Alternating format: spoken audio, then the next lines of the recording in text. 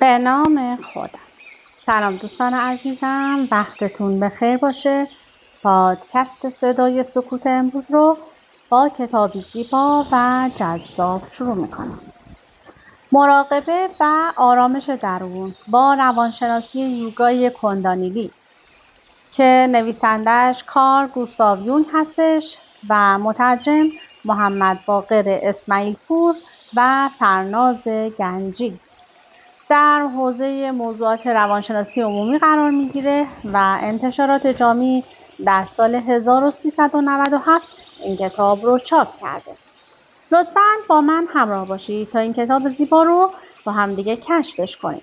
در حد معرفی کردن این کتاب مطالب در اختیار من هست، با من همراه باشید. کتاب مراقبه و آرامش درون با روانشناسی یوگای کندانیلی اثری از کارل گوستاو یونگ، روانپزشک بزرگ سوئیسی است که با ترجمه محمد باقر اسماعیل پور و فرناز گنجی در انتشارات جامی به چاپ رسیده است. در این کتاب یونگ روانشناسی را با افکار و فلسفه شرقی درآمیخته و از تأثیر یوگای کندالینی بر روانشناسی و کاربرد آن سخن گفته است. کندالینی یوگا یکی از انواع یوگاست که قدمت آن به هزاران سال پیش باز می‌رسد. یوگی باهجان از اولین کسانی بود که این نوع یوگا را به جهان غرب معرفی کرد. او از این روش برای درمان اشخاصی که اعتیاد و عادات نادرست داشتند استفاده می‌نمود. یکی از فواید کندالینی یوگا این است که باعث می‌شود توانایی‌های افراد شکوفا شوند.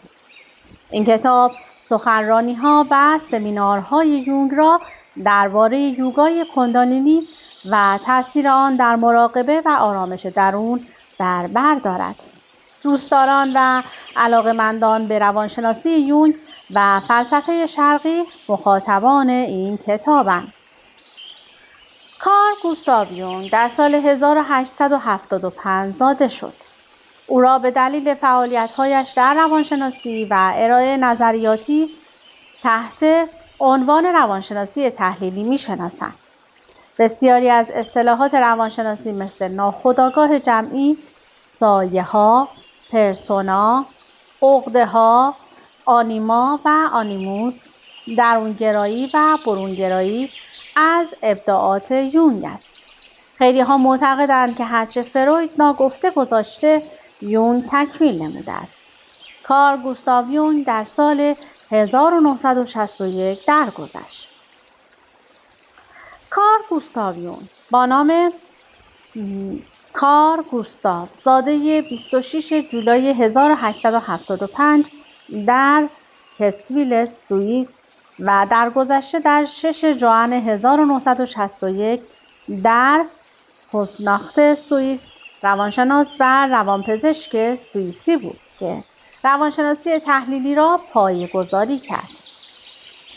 مفهوم درونگراها، برونگراها، کهن‌الگوها و ناخودآگاه جمعی در عرصه‌های روانپزشکی، مطالعات دینی، ادبیات و زمینه‌های مرتبط با آنها را به جهان معرفی کرد. یونگ در دوران کودکی علی‌رغم تنهایی سرشار از تخیلی غنی بود و از همان دوران کودکی رفتار والدین و معلمان خود را مشاهده می‌کرد و سعی در واکاوی آنها داشت. او در نوجوانی فلسفه را کشف کرد و به طور گسترده به مطالعه آن پرداخت. همین امر به همراه ناامیدی‌های دوران کودکی یونگ را برآن داشت تا برخلاف علاقه خانواده به وزیر شدن او به تحصیل در عرصه پزشکی بپردازد و روانپزشک شود. او از سال 1895 تا 1900 دانشجوی دانشگاه بازل و تا سال 1902 دانشجوی دانشگاه زوریخ بود. یونگ توانست در سال 1900 به بخش کارکنان آسایشگاه بور گوانزلی دانشگاه زوریخ، یعنی زمانی که تحت هدایت یوگن بلولر که علایق روانشناختیش آغازگر مطالعات کلاسیک بیماری روانی بود ملحق شود.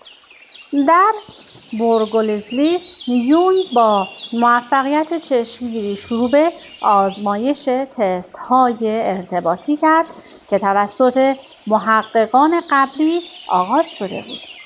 او واکنش های عجیب و غریب و غیر منطقی بیماران به کلمات محرک را مطالعه کرد و دریافت که این واکنش های ناشی از مجموعه‌ای از تجارب و تداعی‌های احساسی است که به دلیل محتوای ناخوشایند، غیر اخلاقی نسبت به آنها و اغلب جنسی از هوشیاری خودداری می‌کنند. او برای توصیف چنین شرایطی از اصطلاح عقده استفاده کرد. این تحقیقات که به کارل گوستاو یونگ جایگاه یک روانپزشک با شهرتی بین‌المللی بخشید، او را به درک تحقیقات فروید نیز سوق داد. یافته‌های او بسیاری از ایده‌های فروید را تایید کرد و طی یک دوره 5 ساله بین سالهای 1907 و 1912 او همکار نزدیک فروید بود. یونگ سمت‌های مهمی در جنبش روانکاوی داشت و به طور گسترده به عنوان محتمل‌ترین جانشین بنیانگذار روانکاوی شناخته می‌شد. اما تا حدی به دلایل خلقی و تا حدی نیز به دلیل اختلاف دیدگاه‌ها همکاری یونگ و فروید پایان یافت. یونگ تا حد زیادی با فروید بر سر اصرار او بر مبانی جنسی روانرنجوری اختلاف نظر داشت. در سال 1912 با انتشار کتاب روانشناسی ناخودآگاه میان یونگ و فروید اختلاف نظر جدی رخ داد. اگرچه یونگ در سال 1911 به عنوان رئیس انجمن بین‌المللی روانکاوی انتخاب شده بود، با این حال در سال 1914 از این انجمن استعفا داد. نخستین دستاورد یونگ این بود که افراد برونگرا و درونگرا را بر اساس نوع نگرش متمایز کرد. بعدها او 4 کارکرد ذهن، تفکر، احساس، ادراک و الهام را نیز متمایز کرد که یک یا چند مورد از آنها در هر فرد خاص غالب است. نتایج این مطالعه در کتاب انواع روانشناسی در سال 1933 تجسم یافت. دانش گسترده یونگ علاوه بر کتاب روانشناسی ناخودآگاه در این کتاب نیز به خوبی پدیدار شد. کارل گوستاو یونگ در کودکی رویاهای خیره کننده و تخیلاتی قدرتمند با شدتی غیر معمول داشت. پس از جدایی از فروید، او عمداً اجازه داد که این جنبه از شخصیتش دوباره به کار بیفتد و جنبه غیر منطقی شخصیتش را آزاد گذاشت تا خود را بیان کند. او در این حال با یادداشت‌های دقیق از تجربیات عجیب خود آنها را به طور علمی نیز مورد مطالعه قرار داد. یونگ بعدها این نظریه را که چنین تجربیاتی از ناحیه‌ای از ذهن که او آن را ناخودآگاه جمعی می‌نامید به دست می‌آید توسعه بخشید و معتقد بود که همه از آن برخوردار هستند.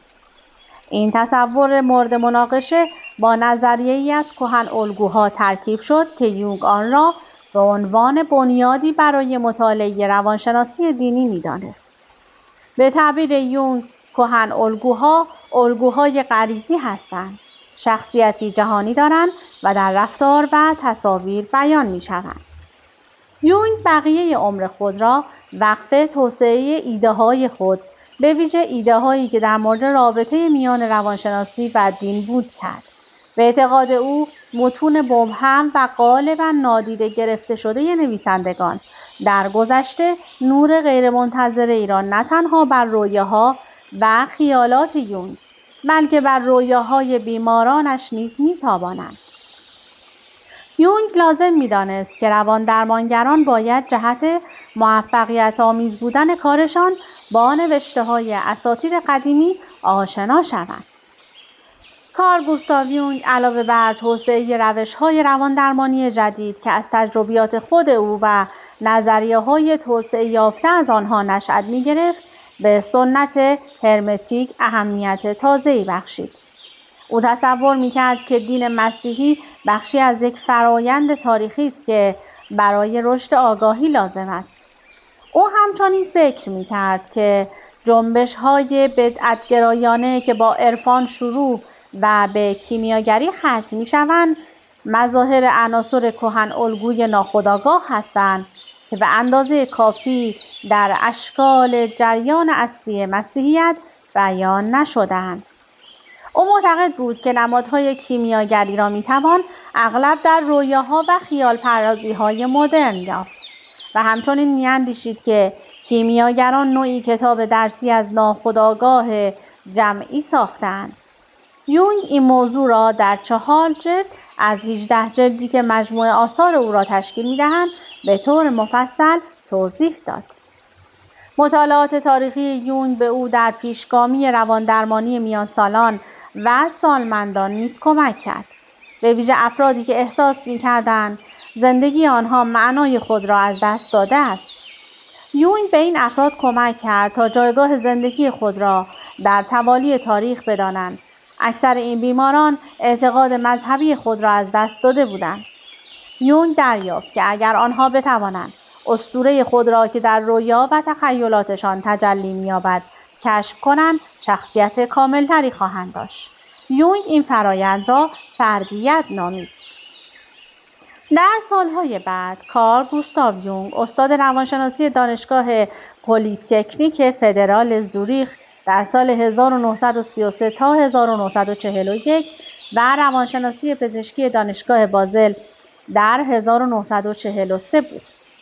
تجربیات شخصی او، ادامه فعالیت رواندرمانی و دانش گسترده او از تاریخ او را برای اظهار نظر در باب رویدادهای جاری در موقعیت منحصر به فردی قرار داد. نهایتاً یونگ در 85 سالگی در فوسناخت سوئیس درگذشت. روانشناسی ناخودآگاه یونگ در قالبی بازبینی شده تحت عنوان نمادهای دگرگونی در مجموعه آثار او به چشم می‌خورد. او همچنین آثار دیگری از جمله روانشناسی زوال عقل، نظریه روانکاوی، مجموعه مقالات روانشناسی تحلیلی، 2 مقاله در باب روانشناسی تحلیلی، راز گل طلایی، انسان مدرن در جستجوی روح، ادبیات و روانشناسی دین، روانشناسی و کیمیاگری، تحقیقات در پدیدارشناسی خود و همچنین مجموعه مقالاتی در باب موضوعاتی چون تحلیل رویا را منتشر کرده است. اثر خاطرات، رویاها، اندیشه‌ها نیز قرائنی نیمه اتوبیوگرافیک و جذاب است که بخشی از آن توسط خود یونگ و بخش دیگری از آن توسط منشی او نوشته شده است. در سال 2009 دست‌نوشته‌ای که کارل گوستاو یونگ طی سالهای 1914 تا 1930 به زبان آلمانی نوشته بود به انگلیسی ترجمه و تحت عنوان کتاب قرمز منتشر شد. طبق توصیفات خود یونگ این کتاب گزارشی از رویارویی او با ناخودآگاه بود. این اثر شامل گزارشی از تخیلات، خیال‌پردازی‌ها و توهمات القایی یونگ و تصاویر رنگی خودش است. خب بیشتر از این کتاب زیبا در اختیار من نیست. این کتاب بیشتر به صورت معرفی بود تا اینکه من بخوام از جزئیات این کتاب برای شما بخونم، ولی کتاب بسیار زیبایی هستش. حتما برای خودتون تهیه کنید و تا انتها بخونید. از اینکه با من همراه بودید سپاسگزارم. تا وایس بعدی، خدا نگهدارتون.